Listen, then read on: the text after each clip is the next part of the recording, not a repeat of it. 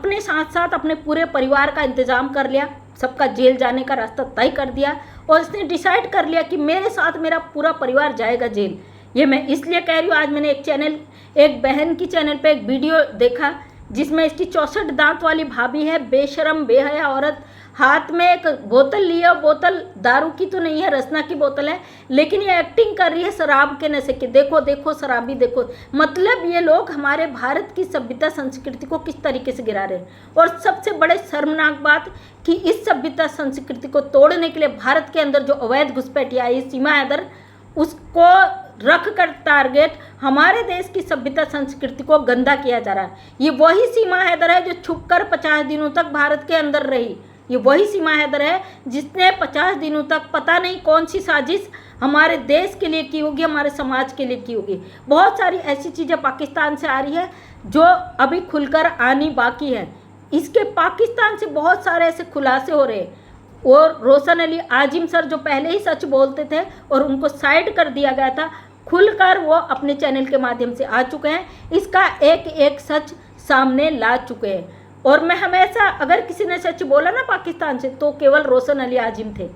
रोशन अली आजिम ने इसका खुलासा करते हुए कहा है कि पाकिस्तान में जो इसका भाई था, आसिफ या कुछ नाम है, इसका कजिन ब्रदर, वो और इसका भाई और इसकी बहन सुमारा तीनों नज़र नहीं आ रही। वो गायब है, पाकिस्तान से फरार हो चुके हैं, क्योंकि वहाँ से रोशन अली आजिम ने उनके ऊपर अब कार्रवाई करना शुरू कर दिया।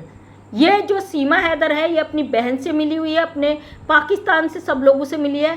फिलहाल मैं पाकिस्तान का नाम बिल्कुल भी नहीं लेना चाहती, लेकिन रोशन अली आजिम सर के चैनल पे जो मैंने बातें सुनी उसी के अकॉर्डिंग मैं कहना चाहती हूँ, सीमा हैदर के साथ इसका जो मायका था, इसका भाई, इसकी बहन जो आ जाती ना कभी कभी मुंह ढाक कर, क्या नाम उसका, रीना, वो सब मिले हुए हैं। क्योंकि ये सारी चीज़ें ये भगोड़ी ने सोशल मीडिया पे पहले ही क्लियर किया है कि अपनी बहन को इसने फ्रिज दिलाया था, अपने भाई को 1 लाख रुपये इसने आर्मी में भर्ती करने के लिए दिया था। और इंडियन आर्मी को भर्ती होने के लिए घूस की ज़रूरत नहीं पड़ती है, लेकिन इसके भाई को 1 लाख रुपये इसने घूस दिया था पाकिस्तान की आर्मी में भर्ती होने के लिए। और इस बात से आप अंदाज़ा लगा सकते हो, पाकिस्तान में आर्मी ही नहीं, वहाँ पे जिहाद भी होता है। तो रोशन अली आजिम सर ने कहा बहुत सारी ऐसी बातें हैं, मैं अपनी अवाम पर कीचड़ नहीं उछालना चाहता। तो इससे आप अंदाज़ा लगा सकते हो कि वो क्या बात यहाँ पे कहना चाहते थे। रोशन अली आजिम सर ने पहले ही एक बात बोली थी, जब ये भगोड़ी पकड़ी गई थी और इसके गंदे इरादे सामने आए थे, तब उन्होंने कहा था मैं सीमा हैदर, तेरे भाई, तेरी बहन सबको घसीटूंगा। लेकिन उसके बाद उनको साइड कर दिया गया था। आखिर क्या कारण था? ये अवैध घुसपैठिया जिस तरीके से भारत की धरती पर बैठकर बदतमीजी कर रही है, इसको यहाँ पे पनाह देने वाले जो भारत के लोग हैं, इन लोगों की जांच जल्द से जल्द की जाए। क्योंकि भारत में घुसे जो घुसपैठिए हैं ना, उनको तो हम समझ जाएंगे, लेकिन जो हमारे देश में बैठे गद्दार हैं, जो ऐसे घुसपैठियों को ज़बरदस्ती यहाँ रोके पड़े हैं, जो इनसे एक ऐसा काम करवा रहे हैं जो भारत देश के खिलाफ है, हमारे कानून के खिलाफ है, इन लोगों को पकड़कर इनको जांच कर रहे हैं, इनका बहुत ज़रूरी। क्योंकि हमारे देश में ऐसे गद्दार बैठे हैं जो यहाँ पर रहकर पाकिस्तान के लिए जासूसी कर रहे हैं, निकल कर आ रहे हैं एक एक करके। मैं जानती हूँ इसके बाद मुझे बहुत सारे लोग कमेंट करेंगे, उनको पता है मैं किसके चैनल पे जाती नहीं हूँ, यहाँ पे गालियाँ लिखेंगे और कहेंगे तुम कभी किसी समय में पाकिस्तान के चैनल पर बैठती थी। बिल्कुल जाती थी भाई, इस अवैध घुसपैठियों को यहाँ से भगाना हमारा लक्ष्य था। लेकिन अपनी सरकार, अपने कानून पर भरोसा रख के हम बात करते थे शुरू से और आज तक भी। जिसको जो उखाड़ना उखाड़ लीजिए, क्योंकि हम अपनी सरकार से रिक्वेस्ट करेंगे कि इस महिला को जल्द से जल्द उठाकर यहाँ से फेंका जाए। भारत की धरती पे इस महिला को बर्दाश्त करना अब बहुत ज़्यादा दुखद कर दिया। इस महिला ने जो नाक में दम कर दिया, जो ये मर्दों के बीच में बैठकर भाषण देती है यहाँ पे, जो और इससे बोला जाता है सनातनी है। अच्छा ये बताइए कौन सी सनातनी महिला ऐसी है जो गैर मर्दों के बीच में बैठकर भारत के बड़े बड़े मुद्दों पर बात करती है?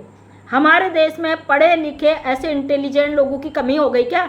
एक पाकिस्तानी अवैध घुसपैठी जो चोर कर हमारे देश में दुबक कर बैठी और फिर राज खुलने के बाद इसने अपना असली रंग दिखाना शुरू कर दिया, वो महिला बताएगी कि भारत में मोदी जी को क्या करना चाहिए, योगी जी को क्या करना चाहिए। इस घुसपैठिए की 2 कौड़ी की औकात नहीं है जो भारत में बैठकर बड़े बड़े दावे करती है। हमारा भारत देश पहले भी सक्षम था, अब भी सक्षम है।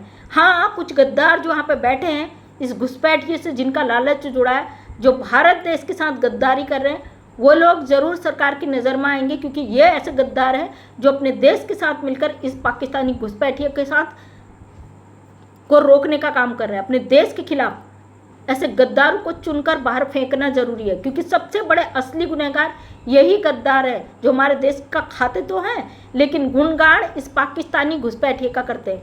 आखिर क्या तुम्हारे देश में कमियां थी जो एक पाकिस्तानी गद्दार को यहाँ कर ला के बिठा दिया 4 बच्चों के साथ? हम नहीं बर्दाश्त कर सकते। हम सरकार से रिक्वेस्ट करते हैं इस महिला को जल्द से जल्द उठाकर जेल में डाला जाए। इसको अगर उठाकर नहीं डाला जाए भारत की धरती पे पता नहीं कितना और बवंडर मचेंगे। और ये महिला लगातार भारत का कानून तोड़ रही। किसने इजाज़त दिया भाई इसको?